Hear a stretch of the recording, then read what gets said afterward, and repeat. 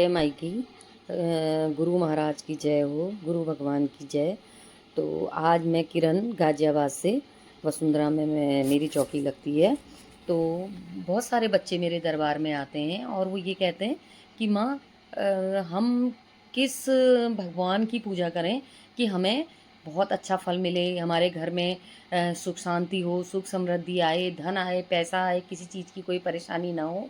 तो मैं आज इसी वीडियो के माध्यम से बच्चों को इस चीज़ का जवाब दे रही हूँ। तो ये इसीलिए ये वीडियो डाला जा रहा है।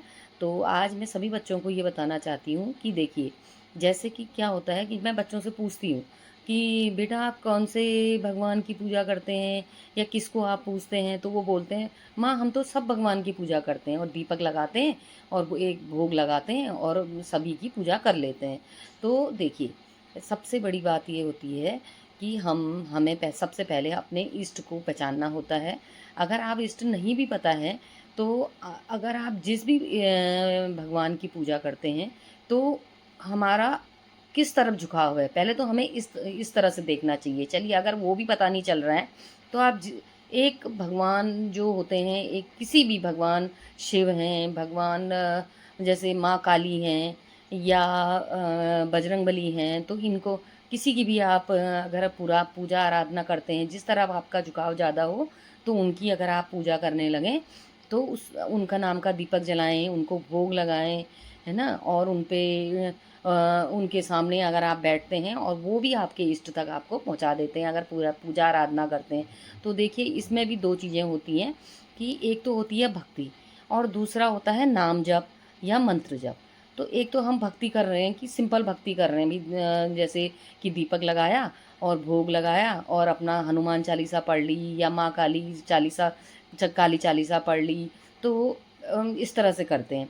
और दूसरा होता है कि हम जप करते हैं और जप धीरे धीरे धीरे धीरे जप क्या होता है, वो सिद्धि में बदलने लगता है। तो काफ़ी सारे जब जप हो जाते हैं, जितनी भी जप की संख्या होती है, तो वो से सिद्धियाँ मिलने लगती हैं, तो सिद्धियाँ आपके पास आती हैं। तो सबसे बड़ी बात ये, चाहे आप भक्ति करें, चाहे आप जाप करें, चाहे आप नाम जाप करें या मंत्र जाप करें, तो हमेशा क्या करें कि हमेशा अपने इष्ट को पूजें और उनका भोग लगाएं और उनकी आराधना करें। सुबह दीपक लगाएं, शाम को दीपक लगाएं, संध्या आरती करें, उनकी आरती करें, उनके प्रति कभी उनको किसी अच्छी चीज़ का भोग लगाएं, कभी मेवा का भोग लगाएं, जो आपके इष्ट को पसंद हो उस तरह का भोग लगाएं, तो वो आप पे प्रसन्न होते हैं। और अगर जैसे माँ काली की हम लोग पूजा करते हैं तो उनका दिन मंगलवार और शनिवार होता है, तो उस दिन भी इस तरह से उस तरह से उनका जो पसंद है वो भोग लगाया जाता है। तो अब मैं आपको ये बताना चाह रही थी कि जैसे देखिए 10 अब मैं आपको डिफरेंस बताना चाह रही हूँ कि जैसे 10 बच्चे हैं क्लास में और 10 में से अगर हम किसी एक को बुलाते हैं कि इधर बेटा आप इधर आओ, तो आप कौन आएगा, आप ये बताइए? नहीं आ सकता ना कोई। तो वो सोचेगा कि मुझे बुलाया और वो सोचेगा कि मुझे बुलाया। लेकिन अगर आपने किसी को स्पेशल नाम लेके बुलाया है कि दिनेश या महेश आप इधर आओ, तो वो आएगा, है ना। तो इसी तरह से भक्ति का भी होता है कि आप स्पेशल किसी जो आप किसी इष्ट की आराधना कर रहे हैं, तो वो आपको ज़्यादा फल देती है।